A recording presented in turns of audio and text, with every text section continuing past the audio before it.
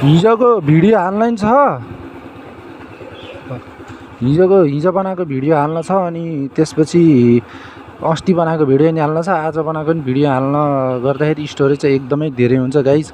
त्यही भएर चाहिँ सर्ट क्लिपहरू चाहिँ राख्छु, आजलाई म्यानेज गर्नु पर्यो।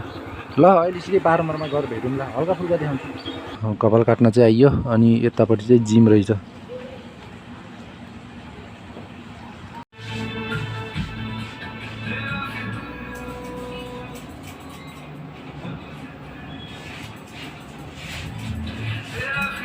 तर चाहिँ कपाल चाहिँ काट्यो, बालसाल चाहिँ काट्यो, राम्रो भएछ भएन मलाई चाहिँ थाहा भएन गाइज। मलाई त्यति लुक्सहरू चाहिँ खासै मतलब लाग्दैन। अनि चाहिँ यहाँ चाहिँ यस्तो कोन भोसडीको के अरे बाल चाहिँ अब के कस्तो भयो, लोडालो पनि भयो होला। जे जस्तो भयो पनि अब त्यही यार कसरी थियो बाल राम्रो त थियो छैन यार, तर रिभ्यू चाहिँ खासै राम्रो चाहिँ लागेन यार मलाई यार। जे छिर्का मिर्का यो यस्तो गरे त्यस्तै हो। फेरि पनि रङ काटेको बाल, त्यही भएर ब्याड रिभ्यू है, ब्याड रिभ्यू। ल केटा दादा फेरि नयाँ गन्तव्यमा हिँडिसकेको छ, त्यो सधैँ जाने गन्तव्यमा होइन, किनभने त्यहाँ चाहिँ 5 या 5:30 बजी हुन्थ्यो के अरे। अहिले चाहिँ म चाहिँ बर्दघाट जाँदैछु। स्कुटी चाहिँ लगेन, किनभने चाहिँ त्यसको कन्डिसन बिग्रिने चाहिँ सर्भिसिङ गर्ने बेला भयो, त्यही भएर चाहिँ मैले त्यसलाई लिएर हिँडेन। म बसमै जान्छु, के हुन्छ त्यो चाहिँ म देखाउँदै गर्छु होइन। अनि कस्तो छ गाइज, आउटफिट कस्तो त्यही हो गाइज यार। अब बसमा चढ्नुपर्छ, बसमा चढेर अब के हुन्छ त्यो जम्मै त्यहीँ देखाउँछु, त्यही नै हो।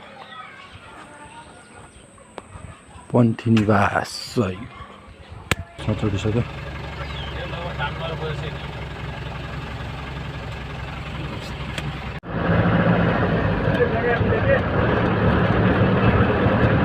आइसक्यो ए उमा बुटोल आइसक्यो, बुटोल।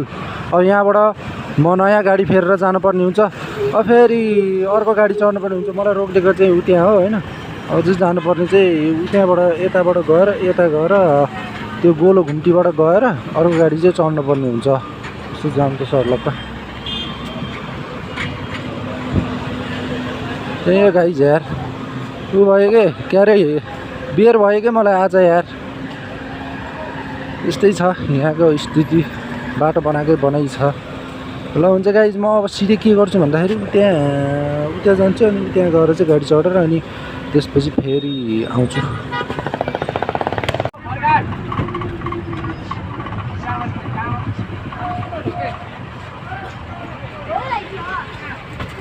ठाउँमा चाहिँ आएँ होइन, तर आएँ तर जुन घरमा आउनुपर्ने त्यो घरको मान्छेले फोनै उठाइदिनु भएन। मलाई एकदमै स्याड लाग्यो। कहाँ जानुभयो थाहै छैन, अब फोनै उठाइदिनु भएन।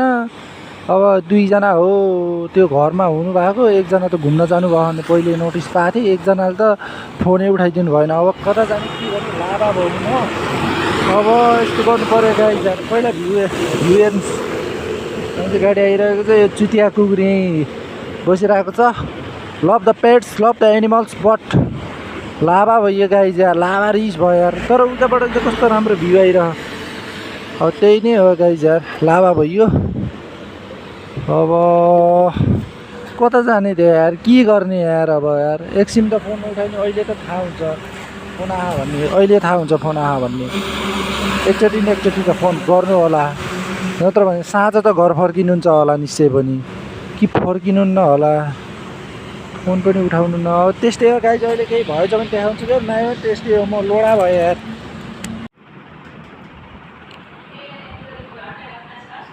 घर चाहिँ भेट्यो, अनि घर भेटेर चाहिँ म बसेँ, एकछिन बसेँ, 1-2 घन्टा बसेँ। त्यसपछि चाहिँ उ भयो के अरे, अब घरतिर हिँड्नु लाग्यो यार। अब बस आउँछ, फेरि बसमा चढेर जाने हो। यहाँ चाहिँ अटो छ, साइकल अन द हाउस।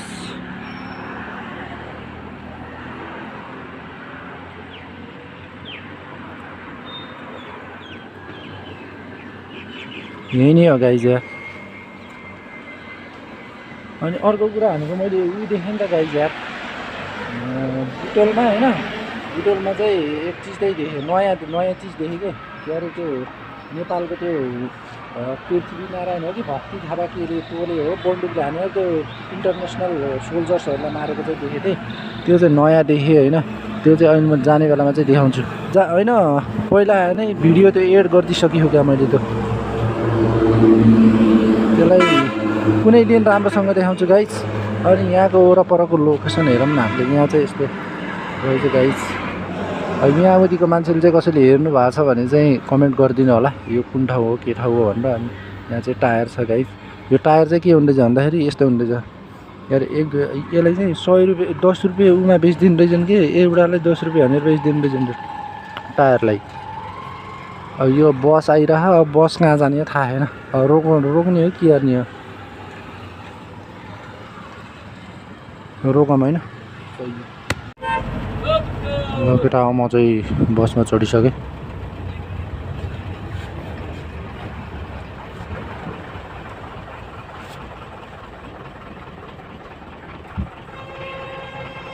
भर्खर चढेकै गाइस भर्खर।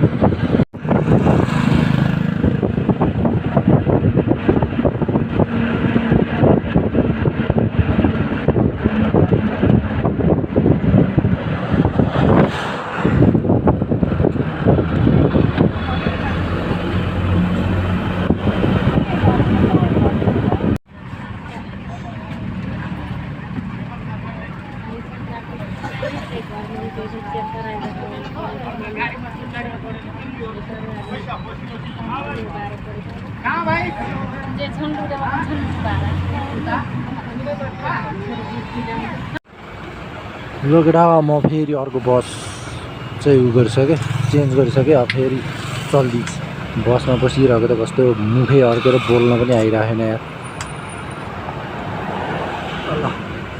के हो यो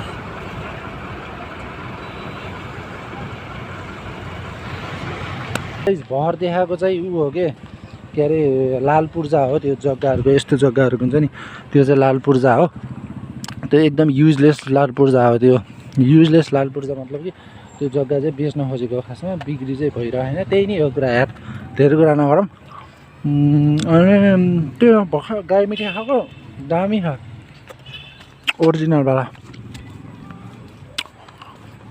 त्यही हो। अनि अर्को कुरा भनेको चाहिँ पन्थी निवास आएको केटा हो।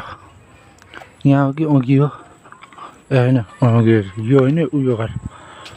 अनि अर्को कुरा भनेको चाहिँ ऊ के अरे आज चाहिँ धेरै दिनपछि बसमा चढेर होला एकदमै मजा आयो यार कसम। पन्थी निवास आयो किनभने सधैँ स्कुटरमा हिँड्ने राख्थेँ नि त। आज चाहिँ बसमा हिँड्दा चाहिँ मजा आयो। क्राउड स्राउड हेर्दाखेरि त्यही हो।